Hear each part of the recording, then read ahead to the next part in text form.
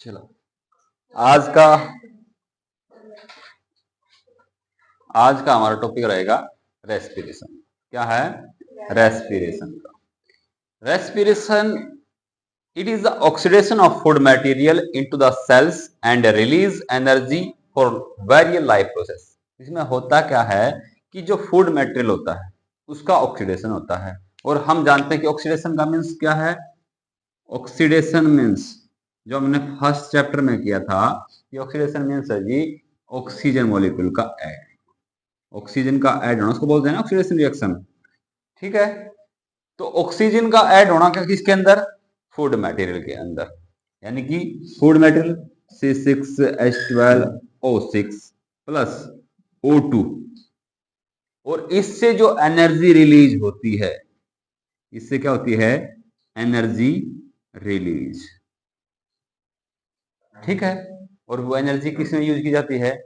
हम life process के अंदर जितनी भी एक्टिविटीज अब फिजिकल या केमिकल एक्टिविटीज करते हैं उसके लिए हमें एनर्जी चाहिए होती है, और एनर्जी मिलती कहाँ से? यहां से मिलती है। Some organism use oxygen to break down glucose. कुछ जो जीव हैं वो क्या काम करते हैं? ऑक्सीजन को किसमें प्रयोग करते हैं? ग्लूकोज को तोड़ने के लिए।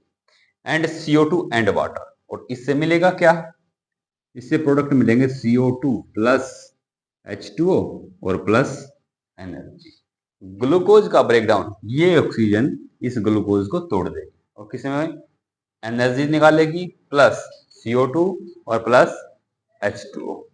ठीक है, इसके बाद कई बार ये होता है कि जो रेस्पिरेशन है और जो ब्रीथिंग है, क्या वो सेम होती है? नहीं होती, अलग अलग होती। तो रेस्पिरेशन की definition, respiration is a process where the body break down nutrients with the help of oxygen। इसमें क्या होता है? रेस्पिरेशन में क्या होगा कि जब हम ऑक्सीजन की सहायता से फूड मटेरियल को तोड़ते हैं, किसके अंदर? CO2 के अंदर, और पानी के अंदर, और एनर्जी के अंदर, जो हमने पहले रिएक्शन करवाई थी कि C6H12O6 प्लस O2, ये चेंज हो जाएगी CO2 प्लस H2O और प्लस एनर्जी, इसके अंदर एनर्जी। ठीक है जी, ये किसका पार्ट है? चैप्टर के बिल्कुल स्टार्ट में बताया था कि जो भी प्रोसेस होती हैं फिजिकल या केमिकल, उन सभी को ऑल ओवर एक नाम दिया जाता है, क्या? मेटाबॉलिज्म। तो it is A part of metabolism. Metabolism दो टाइप की होती है, एनाबॉलिक और कैटाबॉलिक। एनाबॉलिक में एनर्जी दी जाती है, कैटाबॉलिक में एनर्जी रिलीज होती है। तो किसका पार्ट हुआ है? कैटाबॉलिक का। ठीक है, तो ये किसका पार्ट है? मेटाबॉलिज्म का है, जिसके अंदर एनर्जी रिलीज होती है। While carbon dioxide and water are produce, जिसके अंदर कार्बन डाइऑक्साइड और वाटर भी प्रोड्यूस होते हैं। Commonly people always thinking about that, सामान्य सभी लोग ऐसे सोचते हैं कि जो रेस्पिरेशन होती है और ब्रीथिंग होती है वो सेम होती है, but in actually that is not same. लेकिन वो सेम नहीं होती है, वो दोनों चीज अलग अलग चीज हैं। रेस्पिरेशन अलग चीज है और ब्रीथिंग अलग चीज है। ब्रीथिंग क्या होती है? Only inhale and exhale, inhale of oxygen and exhale of CO2। ठीक है, it is a process of taking O2। ये ब्रीथिंग क्या प्रोसेस है? ऑक्सीजन को अंदर लेना है, और जब कार्बन डाइऑक्साइड को बाहर छोड़ते हैं वो कहलाती है breathing. And expelling carbon dioxide. ठीक है, जब हम उसको अंदर लेते हैं और उसको बाहर छोड़ते हैं।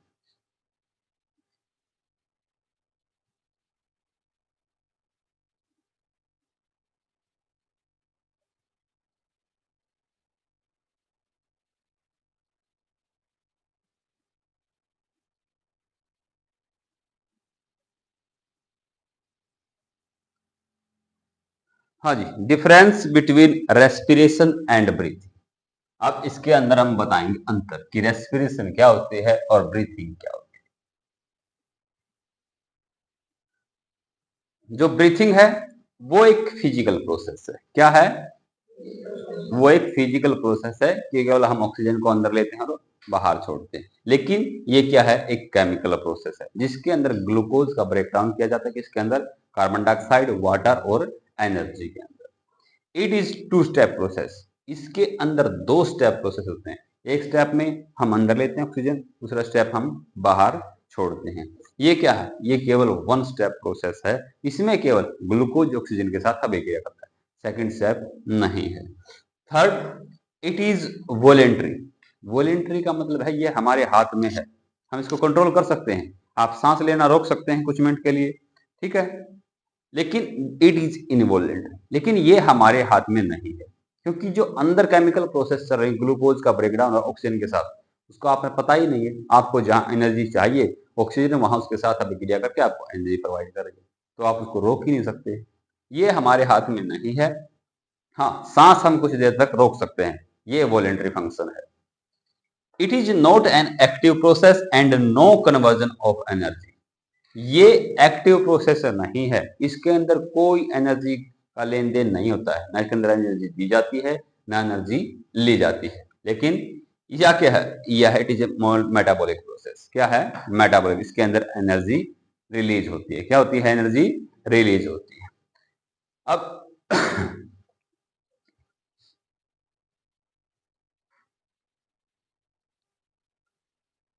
अब बात करते हैं हम इसकी। रेस्पिरेशन के अकॉर्डिंग जब हमारा आता है तो जो ये एक्टिविटी है, ये एक्टिविटी अब की बार सीबीएसई एग्जाम में 5 मार्क्स में दी गई थी, 10th क्लास के सीबीएसई में आई हुई थी। उन्होंने ऐसा दिया था कि दोनों टेस्ट ट्यूबों को दे रखा है, दे रखा हुई, ठीक है। इसके अंदर है जी लाइम वाटर। क्या है? Lime water. और लाइम वाटर का हमें पता है जी कि लाइम वाटर के अंदर से जब भी कार्बन डाइऑक्साइड गैस गुजरती है, जब भी हम उसके अंदर से कार्बन डाइऑक्साइड गुजारेंगे तो इसका रंग दूधिया हो जाता है। कैसा हो जाता है? दूधिया हो जाता है, दूध के कलर का हो जाता है, मिल्की हो जाता है, या हम उसको मिल्की बोल सकते हैं। कैसा हो जाता है? मिल्की हो जाता है। तो उसने दो टेस्ट ट्यूब रख दी, ठीक है जी। इसमें क्या किया? इसमें है ना जी, इसमें जो एटमॉस्फेयर एयर है, जो हमारे आसपास में एयर प्रेजेंट है, उसके अंदर से हवा फिलअप की, जैसे पिचकारी में फिलअप करते हैं, और इसके अंदर से गुजारा। किसके अंदर से? लाइम वाटर के अंदर से। और इसमें क्या किया उसने? अपने मुंह से, क्या? अपने मुंह से, जो हमें पता है कि हम कार्बन डाइऑक्साइड छोड़ते हैं ना, इस चीज का पता करने के लिए भी एक्सपेरिमेंट है कि हमारे अंदर से कार्बन डाइऑक्साइड गैस निकलती है कि नहीं निकलती है। तो इसने मुंह से डायरेक्ट इस लाइम वाटर के अंदर से गुजार दिया, ठीक है। अब ये उन्होंने क्वेश्चन ये पूछा सीबीएसई के अंदर कि इनमें से, इन दोनों टेस्ट ट्यूब में से जो मिल्की वाटर होगा, जो लाइम वाटर मिल्की होगा, वो पहले कौन सा होगा? पहले कौन सा होगा? उन्होंने पूछा कि इन दोनों में से, इसको ए मान रखा है, इस ए में से और बी में से कौन से में पहले मिल्की होगा? एब्सोल्युटली बी में होगा। अब आप पूछोगे सर बी में कैसे होगा? ऐसे थोड़े ना सर, इसमें भी तो कार्बन डाइऑक्साइड है जो एटमॉस्फेयर में है, लेकिन हमारे अंदर भी है। लेकिन अंतर क्या है बेटा? जो कंसंट्रेशन ऑफ CO2 है, हमारे अंदर CO2 की मात्रा है ना, वो है ज्यादा। एटमॉस्फेयर के अंदर जो रेशियो है कार्बन डाइऑक्साइड का, वो कम, ठीक है। तो हमारे अंदर जो CO2 है वो ज्यादा होने के कारण इस टेस्ट ट्यूब बी में ये मिल्की जल्दी होगा। क्या होगा? मिल्की जल्दी होगा लाइम वाटर। जो उन्होंने लिखा है कुछ देख लेते हैं। Take some freshly prepared lime water. दो टेस्ट ट्यूब के अंदर फ्रेशली लाइम वाटर लेना है। In one blow air through the lime water immediately to turn milk lime water milky. उन्होंने कहा कि एक एयर बिलो करते हैं किसके अंदर से? लाइम वाटर के अंदर से, जो लाइम वाटर को मिल्की। इन अनदर स्पेसिफाइंग पिचकारी it takes much time to turn lime water. क्या करती है? जो हम पिचकारी के माध्यम से उसके अंदर, इसके अंदर जब हम कार्बन डाइऑक्साइड गुजारते हैं तो वो ज्यादा टाइम लेती है। इसका रीजन ही पूछ रखा था सीबीएसई ने कि ऐसा क्यों होता है। It shows that the breath out air contains more CO2। इसका मतलब क्या है कि जो हम हवा निकाल रहे हैं अपने अंदर से, उसके अंदर ज्यादा कार्बन डाइऑक्साइड है, ठीक है, एज कंपेयर टू एटमोस्फेयर। जो हमारे आसपास में एयर प्रेजेंट है उसके अंदर CO2 की मात्रा कम है, लेकिन जो हम सांस या एक्सहेल कर रहे हैं, जो छोड़ रहे हैं, उसके अंदर CO2 की मात्रा है ज्यादा। इसलिए इस बी टेस्ट ट्यूब के अंदर जो लाइम वाटर है वो जल्दी मिल्की होगा, ठीक है।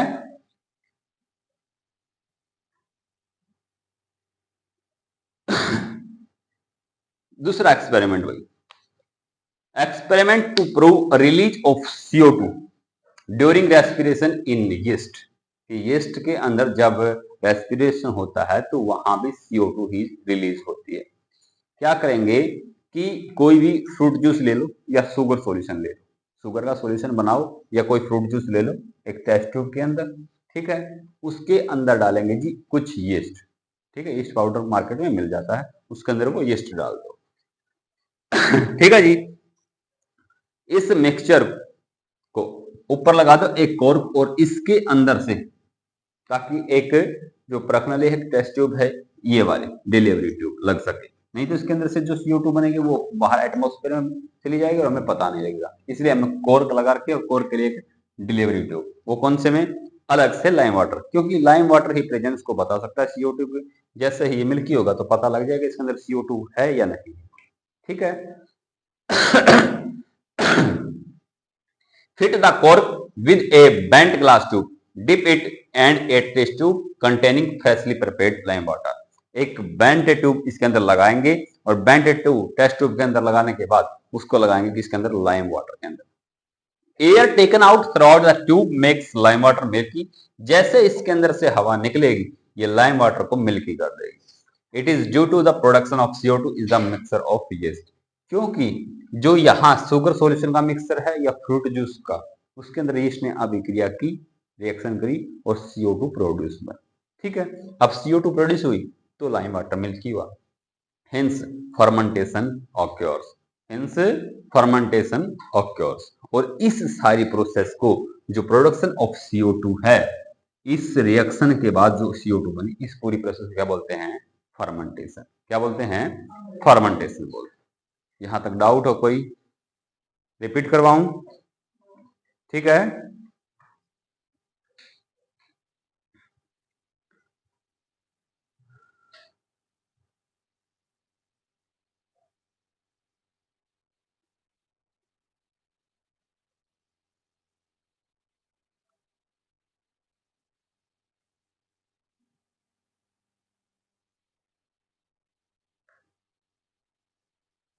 हाँ जी, रेस्पिरेशन प्रोसेस है जो, वो होती है 2 टाइप्स की। कितने की, 2 टाइप्स की होती है। एक होते है जी एरोबिक, कौन सी होती है, एरोबिक, और एक होती है जी एनारोबिक,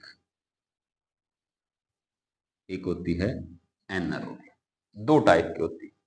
एरोबिक के अंदर क्या होता है कि एरोबिक के अंदर प्रेजेंस ऑफ O2, क्या होती है, प्रेजेंस ऑफ O2, और इसके अंदर होती है जी अब्सेंस, क्या होती है, अब्सेंस ऑफ O। इसके अंदर ऑक्सीजन होती है और उसके अंदर ऑक्सीजन नहीं होती है, ठीक है। अभी हम इनके बारे में पढ़ेंगे, एरोबिक के बारे में और एनारोबिक के बारे में। Aerobic process, it is a process of cellular respiration. Cells के अंदर जो रेस्पिरेशन होता है उसकी एक प्रक्रिया है, that use oxygen in order to break down the respiratory proteins और टू रिलीज एनर्जी। ये क्या काम करती है, ऑक्सीजन का यूज करके ग्लूकोज को तोड़ती है और एनर्जी प्रोवाइड करती है। 38 ATP molecule, 38 ATP molecule of ATP are released due to the glucose molecule breakdown। जैसे ही ग्लूकोज मोलिक्यूल का ब्रेकडाउन होगा उससे कितने, 38 ATP मोलिक्यूल निकलेंगे। कितने निकलेंगे, 38 it take place in the cytoplasm and mitochondria. 2 organs हैं, साइटोप्लाज्म में और माइटोकॉन्ड्रिया में ये प्रोसेस कंप्लीट हो गई। इट इन्वॉल्व्स कंप्लीटली ब्रेकडाउन, जो ग्लूकोज का मॉलिक्यूल होगा उसका कंप्लीटली ब्रेकडाउन कर देंगे, तोड़ देंगे इसको। Molecules is carbon dioxide and water, और प्रोडक्ट क्या बनेंगे, carbon dioxide water plus energy. जैसे ग्लूकोज है यानी कि C6H12O6, ठीक है जी। ये किसमें होगी, इस प्रोसेस को बोलते हैं जी ग्लाइकोलाइसिस। क्या बोलते हैं, ग्लाइकोलाइसिस, क्या बोलते हैं, ग्लाइकोलाइसिस, ठीक है। क्या बोलते हैं, ग्लाइकोलाइसिस। किसके अंदर होगी, साइटोप्लाज्म के अंदर। किसके अंदर होगी, साइटोप्लाज्म के अंदर होगी। पहले इस ग्लूकोज से पहले इस ग्लूकोज से बनेंगे जी पायरिक एसिड। पायरिक एसिड क्या बनेगा? पायरबिक एसिड बनेगा जी। पायरिक एसिड जी 3 एटम्स ऑफ कार्बन से बना होता है। किससे बना होता है? 3 एटम्स ऑफ कार्बन। ठीक है जी। ये किस में होगी प्रोसेस? साइटोप्लाज्म में होगी जी। और इस प्रोसेस को बोलेंगे जी ग्लाइकोलाइसिस। ग्लाइकोलाइसिस क्यों? The change of glucose into the pyruvic acid is called the glycolysis. ठीक है। पायरिक एसिड बन गया जी। ये होता है जी इंटरमीडिएट, थोड़ी देर के लिए रहता है ये, उसके बाद कन्वर्ट हो जाता है। जो बीच में रिएक्शन के बीच में जो प्रोडक्ट बनते हैं उसको बोलते हैं इंटरमीडिएट। क्या बोलते हैं? इंटरमीडिएट। अब ये पायरिक एसिड ये करेगा जी ऑक्सीजन के साथ रिएक्शन। किसके साथ? ऑक्सीजन के साथ रिएक्शन करेगा। जब ये ऑक्सीजन के साथ रिएक्शन करेगा, ये कहां होगी? माइटोकॉन्ड्रिया में। किसमें? माइटोकॉन्ड्रिया में। ये किसी में होगी? माइटोकॉन्ड्रिया में। और प्रोडक्ट क्या क्या बनेंगे? वही CO2 प्लस H2O और प्लस 38 ATP मॉलिक्यूल। क्या बनेंगे? 38 ATP मॉलिक्यूल। कई बार जो हमारे फाइनल एग्जाम्स के अंदर भी 4 मार्क्स में क्वेश्चन पूछा जाता है, the difference between the aerobic and anaerobic respiration. ठीक है जी। एरोबिक रेस्पिरेशन में से कुछ समझ ना आया हो, कुछ बताना हो, रिपीट करना हो कुछ? ठीक है।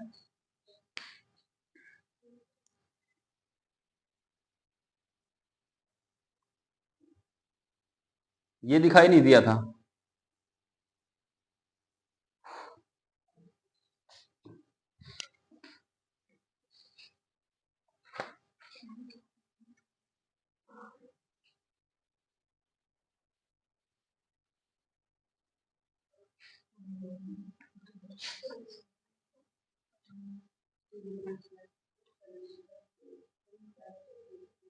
हाँ जी, anaerobic respiration. Anaerobic respiration, it is a cellular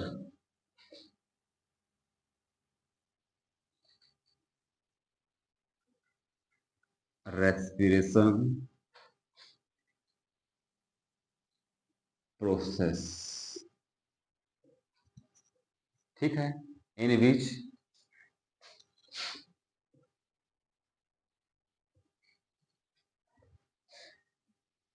not completely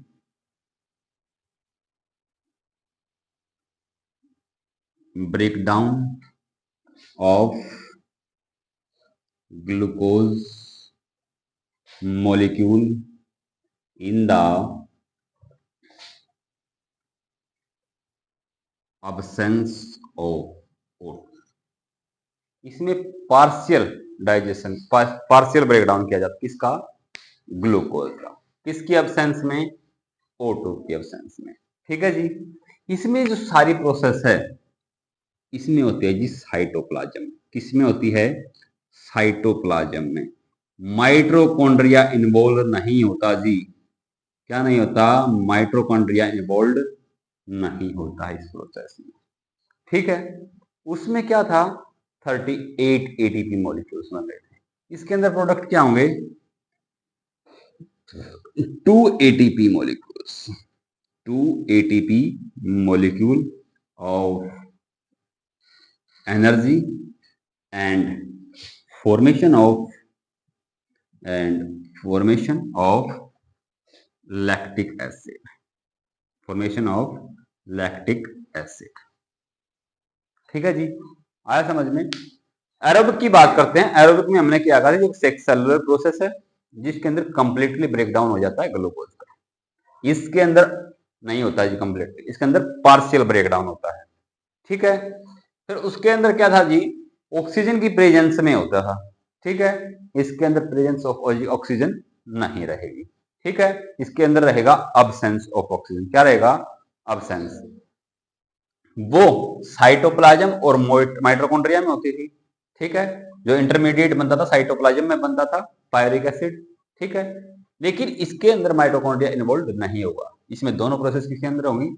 cytoplasm के अंदर। किसके अंदर होंगी? साइटोप्लाज्म। उसमें पता है आपने कितने मॉलिक्यूल्स में थे? ठीक पे 38। यहां मिलेंगे केवल 2 एटीपी मॉलिक्यूल्स। कितने मिलेंगे? केवल 2 एटीपी मॉलिक्यूल्स। ठीक है, और लैक्टिक एसिड की फॉर्मेशन हो, क्या होगी? लैक्टिक एसिड की फॉर्मेशन। हमने इसमें क्या था, जैसे वही प्रोसेस, ग्लूकोज फॉर्मूला C6H12O6। इस प्रोसेस को क्या बोलते हैं जी? ग्लाइकोलाइसिस। क्या बोलते हैं? ग्लाइकोलाइसिस। किसके अंदर होती है जी? साइटोप्लाज्म के अंदर। इसके अंदर होती है साइटोप्लाज्म। बनेगा क्या जी? Pyruvic acid. क्या बनेगा? पायरिक एसिड बनेगा। ठीक है जी। अब यहां पर हमने लिखा था ऑक्सीजन, यहां पर लिखेंगे जी अब्सेंस ऑफ ऑक्सीजन। क्या लिखेंगे?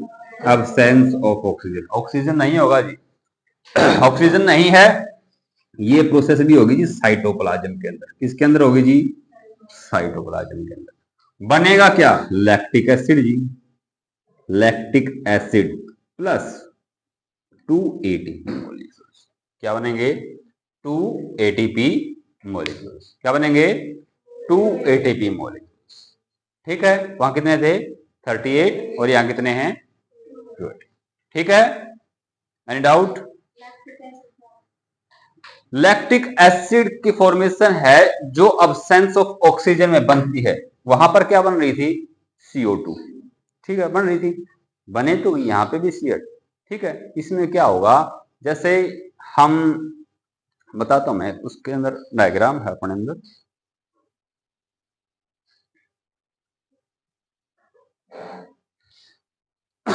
ये वाला, जब भी कोई एथलीट या कोई भी ज्यादा वर्क डाउन कर ले, ज्यादा वर्क कर ले, तो क्या होता है, या आप ऐसा करो कि आप हर रोज नहीं भागते हो, आप एक दिन बहुत ज्यादा तेज दौड़ो सुबह, नेक्स्ट डे आपके पैरों के अंदर या शरीर के अंदर पेन होना स्टार्ट हो जाता है। हमारी सेल्स को ऑक्सीजन की आवश्यकता होती है। ब्लड के अंदर ग्लूकोज और ऑक्सीजन है, जहां भी आवश्यकता होती है वहां ग्लूकोज और ऑक्सीजन वहां कंबाइन होते हैं और उसको तोड़ देते हैं। किसके अंदर? CO2 H2O और एनर्जी के अंदर। लेकिन जब हम ज्यादा हार्ड वर्क करते हैं ना, तो हमारे वहां सेल्स तक ऑक्सीजन नहीं पहुंच पाती है। ऑक्सीजन न पहुंचने के कारण, ठीक है, वो काम तो कर रही है। पहले कितने मिल रहे थे? 38 एटीपी मॉलिक्यूल मिल रहे थे, और बाद में अगर ऑक्सीजन नहीं तो कितने मिले? 2 एटीपी। एनर्जी तो मिली, लेकिन नेक्स्ट डे क्या होगा, हमारे शरीर के अंदर पेन करना स्टार्ट हो जाता है। जो लैक्टिक एसिड की फॉर्मेशन होती है, इससे हमारा शरीर दुखने लग जाता है, हमारे शरीर के अंदर पेन स्टार्ट हो जाता है। ठीक है, आपने अक्सर जो लोग मजदूरी करते हैं या जो चिनाई वगैरह काम करते हैं, मैक्सिमम उनको आपको शराब पीते देखा होगा। ठीक है, शाम के टाइम पे वो उनकी मजबूरी भी है, क्योंकि जब पूरा दिन वो हार्ड वर्क करते हैं तो उनके शरीर के अंदर लैक्टिक एसिड की मात्रा बहुत ज्यादा हो जाती है। और जो अल्कोहल है, अल्कोहल उस लैक्टिक एसिड को न्यूट्रल करने का काम करती है। जैसे ही वो शाम को ड्रिंक करते हैं, जो उसके शरीर के अंदर लैक्टिक एसिड की फॉर्मेशन हुई है, उस सब को वो न्यूट्रल कर देती है, और जिससे वो नेक्स्ट डे अपने काम पे दोबारा जा सकते हैं। अगर आप ऐसा एक दिन काम करके देखो उनकी जगह, आपका शरीर दुखने लगा, आप ये काम नहीं कर पाओगे। ठीक है, जो हमने इसका फ्लो डायग्राम एरोबिक और एनारोबिक का, ये सिर्फ हमारे अंदर नहीं होता, जो एनारोबिक प्रोसेस है वो यीस्ट के अंदर भी होती है। किसके अंदर? यीस्ट के अंदर। अक्सर आपने विवाह शादियों में देखा होगा कि जब भी जलेबी वगैरह के लिए जो मेटल तैयार किया जाता है, ठीक है, उसको पहले रात यानी कि 10 से 12 घंटे पहले भिगोकर उसको एक गर्म एनवायरनमेंट में दबाया जाए, ताकि उसके अंदर जो ऑक्सीजन है प्रवेश न पाए, ताकि येस्ट ऑफ सेल्स है वो बढ़ सके। ठीक है, येस्ट ऑफ सेल्स के अंदर येस्ट का काम क्या है? उसको ऑक्सीजन नहीं मिलेगी, ऑक्सीजन नहीं मिलेगी तो क्या करेगा? CO2 प्रोड्यूस करेगा, जो अब एग्जाम्पल क्या था, और वो उसको फुला देगा, उसको मुलायम बना देगा बिल्कुल। ठीक है, जिससे आसानी होगी जलेबी वगैरह बनाने के अंदर। ग्लूकोज साइटोप्लाज्म के अंदर होगी, पायरिक एसिड बनेगा। ये तो नॉर्मल स्टेप है जो दोनों में होता है। ठीक है, दोनों में होगा ये। No oxygen. अगर यीस्ट की बात करते हैं तो इसके अंदर बनेगा जी इथेनॉल। जब वो दबा के जाएंगे ना पहली रात, शादी से पहले, तो नेक्स्ट डे सब निकालेंगे तो अलग से इसके अंदर से गंध आएगी इथेनॉल की, एल्कोहल की, उस मैदे के अंदर से, प्लस CO2 प्लस एनर्जी निकालेंगे। अगर हम अपनी बात करते हैं, अगर हम ह्यूमंस की बात करते हैं, अगर हम ज्यादा काम कर लेते हैं तो हमारे अंदर बनेगा लैक्टिक एसिड और एनर्जी कितनी, 2 ATP मॉलिक्यूल। अगर हमें प्रॉपर ऑक्सीजन मिल रही है तो 38 ATP molecules, CO2 plus water. ठीक है जी, that is all about aerobic anaerobic respiration.